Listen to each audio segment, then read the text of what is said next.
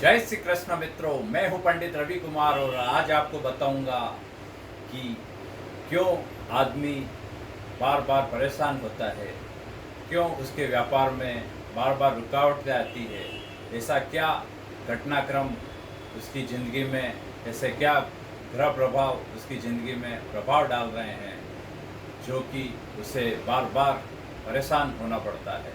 अतः यह योग जिसकी मैं बात करने जा रहा हूँ, यह योग है राहु संबंधित। राहु ग्रह एक विचित्र ग्रह है।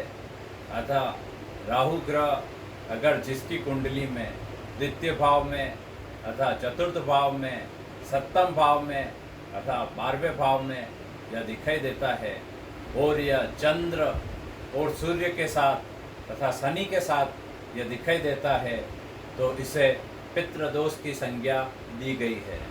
पितृदोष वह दोष है जो कि आपके हर कार्य में वह रुकावट व बाधा कर सकता है, आपके विवाह में, आपके व्यापार में, आपकी उन्नति में तथा आपके मानसिक तनाव का कारण विशेष रूप से यह दोष अब भी इस काल में अत्यधिक देखा गया है।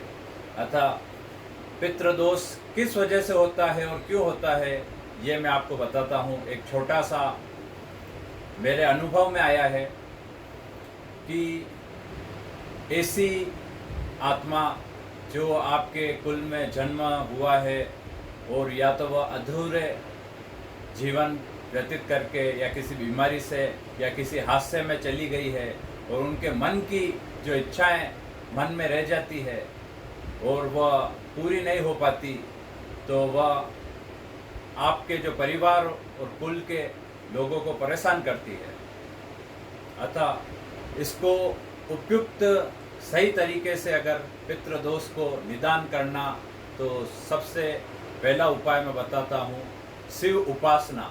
शिव उपासना में आपको सिर्फ ये करना है, एक चुटकी भर काले तिल लेकर आप ओम नमः शिवाय च नमः शिवाय ओम कहते हुए आप यह 11 बार जप करके चुटकी भर तिल शिव के ऊपर अर्पित करें और ऊपर से गंगा जल, दूध और थोड़ी सी हल्दी यह मिलाकर आप जल अर्पित करें, तो निश्चित ही आपके पितृदोष में यह समस्या का समाधान होता है। दूसरा उपाय, पीपल में आप गुड़ मिश्रित जल स्वधा स्वधा स्वधा कहते हुए अगर आप पीपल को अर्पित करते हैं, इससे भी पितृदोष का निदान होता है। तीसरा उपाय है परंडा, जिसे कहते हैं जल का स्थान, जहाँ पर पुरानी औरतें जहाँ मटकी और पीने का पानी को एकत्र करके रखती है, उसे कहते हैं परंडा। वहाँ पर अगर आप सवेरे और सायंकाल अगर आप धूप दीप करते हैं अतः दीपक प्रज्वलित अपने पूर्वजों के नाम से करते हैं, तो उनसे पूर्वजों को शक्ति मिलती है और वह आपको शुभ आशीष प्रदान करते हैं।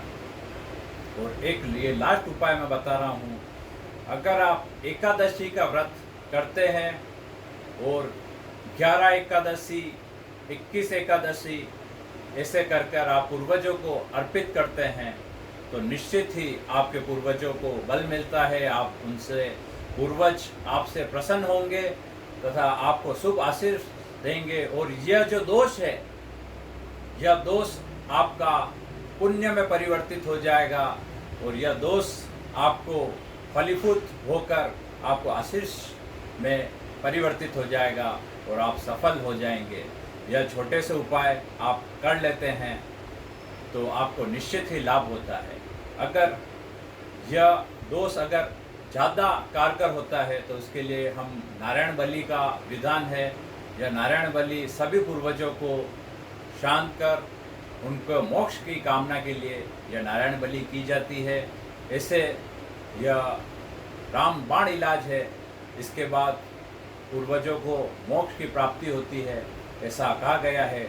लेकिन अगर आप नारायण बलि और सूर्य को अर्घ देते हैं, क्योंकि सूर्य को अर्घ देना मतलब सूर्य लोक के जस्ट निचला जो हिस्सा होता है वहाँ पर पितृलोक का निवास होता है।